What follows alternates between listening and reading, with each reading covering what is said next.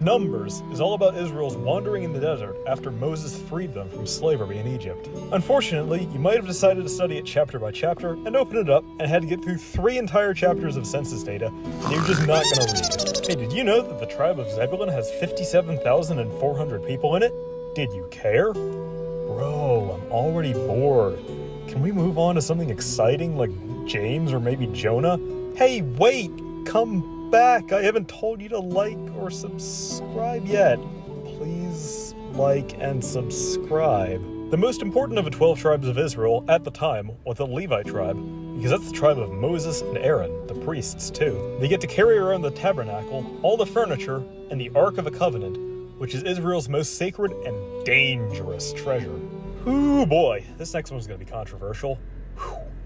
The Israelites also had an adultery test, that if any man suspected that his wife was cheating on him, but didn't have any hard evidence for it, he could have the priest cook up a mixture that, if and only if the woman cheated, would bring a deadly curse upon her, leaving her infertile and dishonorable for life.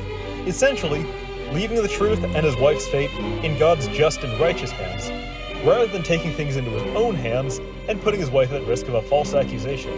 It is not, as some might dishonestly or ignorantly claim, an abortion. You ought to know that abortion is wrong for any human to perform, no matter what. Now, another thing that existed in those times, that's maybe a little bit less grim, was the Nazirite vow, which people could do if they wanted to grow closer to God. The Nazirite vow would mark its bearer as a holy person, and it comes with some restrictions too. No alcohol, no grapes, no haircuts, and no coming into contact with the dead. In fact, you probably remember a certain someone who was under a vow like that. It was Samson from the Book of Judges.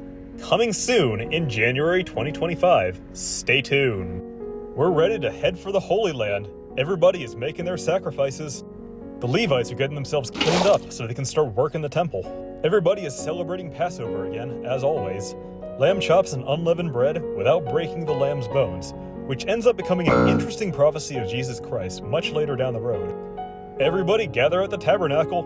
We're ready to enter the Holy Land. I'm just playing with you. We're just gonna sit here and complain about how we have no food again. God, why did you put me in charge of all these morons? This job is just straight up clown shoes. You might as well snuff me out now and get it over with. Food issues again? I'll give your people some delicious meat to eat, but you know they're still gonna find a way to hate it. But where are we ever gonna find enough meat for 600,000 people here? You'll have to fill the entire ocean with quails. When's the last time I was ever stingy in my blessing? It'll all work out. Ugh, disgusting manna again. I could really go for some quail instead. So the Israelites are starting to get sick and tired of Moses, despite everything he's done for them and his faithful service to the Lord. And in fact, his own brother and sister particularly loathe his wife, who you might remember was a Sinai native and not an Israelite. But fortunately, God can sort this whole mess out. You two realize that Moses serves me faithfully, and that we regularly speak face to face without any dreams, right? So why do you keep dissing him then? Because,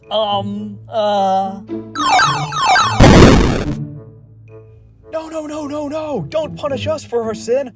Trust us, we're just a bunch of fools. We can start being nice to Moses again. Oh, ew, please God, heal her. You know how this works. She's going to be unclean ceremonially for 7 days, and she can't enter the camp until then. Israel has finally made it to the Promised Land, and it's time for them to scout it out. Every one of the 12 tribes gets to send someone to explore the land and see what they can find. Yo boy, Caleb here, representing Tribe Judah. Check it out, guys. This is all the great time now. There's a bunch of fortress cities there too, but hey, let me cook for a second here. You can't build a fort that big without a lot of food, right? So 100%, we're not going to go hungry there. And, I heard through the grapevine, we're going to be able to conquer the land pretty easily though. Guys, are you joking? I saw the Nephilim over there! We're never going to be able to beat the Nephilim! Moses and Joshua here are just trying to get us killed. Boo! Let's just go back to Egypt. Bro, we gotta stone Moses and Joshua before they actually do get us killed. So the Israelite congregation went out of pocket and rebelled against not just Moses, but God himself. But God is always willing to forgive rebellion against him, because we would all be cooked if he didn't. That's the good news, but there's still going to be punishment for those who reject his mercy. The punishment for what Israel did, you'd ask? They have to wander in the desert for 40 years, so everybody who was part of his little rebellion dies before they can get into the Holy Land. And not even Moses gets in, more on that later, just Josh, Caleb, and all the little Timmies who weren't really responsible for the rebellion. Which makes sense though. Oftentimes, when you want something more than you want God, the thing you idolize ends up being your punishment, and this here is just a fine illustration of that. So, welcome to life out here in the desert. Better start making some sacrifices, because we're going to be here for quite a while. Enough already, Moses! We're good and holy people who would never disobey God. You're just an idiot trying to kill us. Oh yeah? Well, let's see which one of us God prefers then. You're on, bucko! Before we do that, Moses, we're going to want to get as far away from Korah's tent as possible. Everyone, get away from Korah's tent. If God's punishment is on him, you don't want to get caught in the crossfire. Oh, this is awesome. Moses is going to get what he finally deserves. So Moses has reestablished his authority over Israel, for now, and now all the tribal chiefs get staffs. But Aaron's staff will bring flowers and almonds, because Aaron is special, he's the high priest. The priests still keep up their usual duties, making sacrifices for the people. And there's also a special water made for cleansing, made from the ashes of a sacrificed bull, because people are going to get dirty, especially when somebody nearby dies. Neat little parallel to the waters of baptism, which purify us from spiritual dirt. Baptism saves! Ooh boy, what are the Israelites mad about today? No water? It's okay. Just speak to this rock over there very gently, and some water will come out of it for everybody to drink. Got it. Speak softly through the rock. Pinata time! Look everybody, I just made water come out of a rock.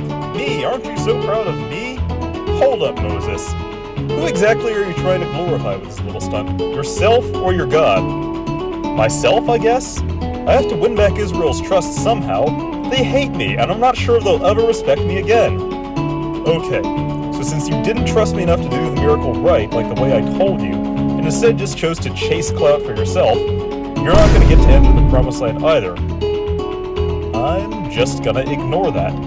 Send a message to the king of Edom, that nation that Esau founded back in Genesis, and tell them that we're going to go to the promised land, through the royal highway, and we're going to be in and out for 5 seconds, and we're not going to destroy or steal anything. King of Edom responded. He says we can take a long walk down the royal highway off a short pier. Dang it! And in other sad news, Aaron just died. Rest in peace, Aaron.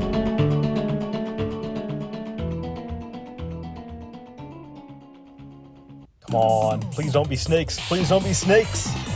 No! It's okay. You can make a snake of your own out of bronze. Anybody who looks at it can be immune to the venom.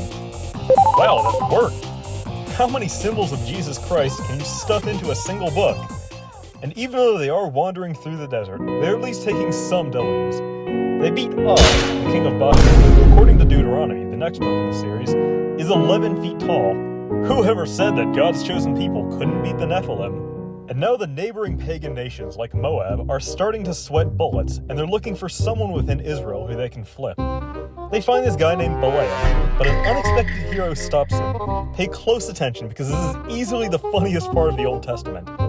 Haha! Off to betray Israel! Back on the road, donkey! I said move! What is wrong with this stupid donkey? Alright, dude. Enough with the stick. That's what you get for making an idiot out of me. Also, why is my donkey talking to me? I'm your most loyal and trustworthy donkey. I've never done anything like this to you before. Maybe you should just trust me that something is dreadfully wrong here. So, let me get this straight, Balaam. Are you telling me a literal donkey has more common sense than you? I guess? Go on to Moab, but only say what I tell you to say.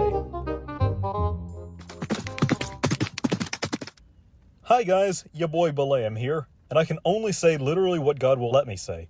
He hasn't cursed Israel at all, so neither can I. Cool, but that's not what I wanted to hear. Try again. God doesn't lie like humans do all the time, and he doesn't ever go back on his word. So there's no reason why I would turn on Israel, since they're God's people and mine. Third time's a charm, buddy. Look, I'm not about to curse Israel like you want me to, okay? It's a genuinely beautiful place, and God has blessed it to destroy all of its idolatrous neighbors, including you. Are you kidding me? I promised all this money for you just so you would betray Israel. You're going to fall, and so are your pagan neighbors. That's it. Game over. End of story. But Moab is not done trying to turn Israel astray. They sent over some girls to Israel to riz up all the men and turn them over to worship Baal. And they succeeded in starting a massive civil war with about 24,000 people killed. And after all this civil unrest, Israel recorded another census that honestly, you can just skip. Moses is getting old, and he won't be able to lead Israel much longer. And plus, he kinda needs a break too, after all that he's been through. He needs a successor, and who better for the job but Joshua? Life is starting to settle into a new normal, with sacrifices, Sabbaths, and holidays. And for the most part, the Israelites are honoring these commitments. Even after all this time out in the desert and all this grumbling, they come to be known as a people who keep their promises to God. Now it's time to take revenge on the neighboring pagans for their little stunt, which was masterminded by none other than Balaam himself. Israel eliminated 5 of the most problematic pagan kings, bumped off Balaam for his treachery, and won tons of loot. Hold up! Did none of you numbskulls remember what happened the last time a bunch of us married pagan chicks? Unless they're clean. But yeah, war is pretty dirty business, and while it can sometimes be justified, it should still be avoided if possible. It's worth noting that the soldiers returning from this fight were declared unclean for 7 days after returning home. And while entering the Holy Land has not happened for the Israelites for 40 years, they're still getting ready for the big showdown. It was a rough journey, with a lot of setbacks and unfaithfulness along the way, but they've already mapped out the lands and divvied up the Holy Land for the 12 tribes. They've plotted out which cities are going to belong to the Levites, who aren't getting their own province because every tribe needs Levite priests living near them. They've plotted some of these cities to also be safe places for people who have killed somebody by accident. Not for murderers, though. Murderers just get stoned right off the bat.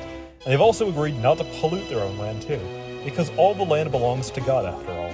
Now, Israel's days of wandering come to a close. Numbers had a few verses in there that you could interpret really wrongly, but as it turns out, different interpretations of the Bible aren't actually that much of a problem for Christianity, as I've explained in this video right here.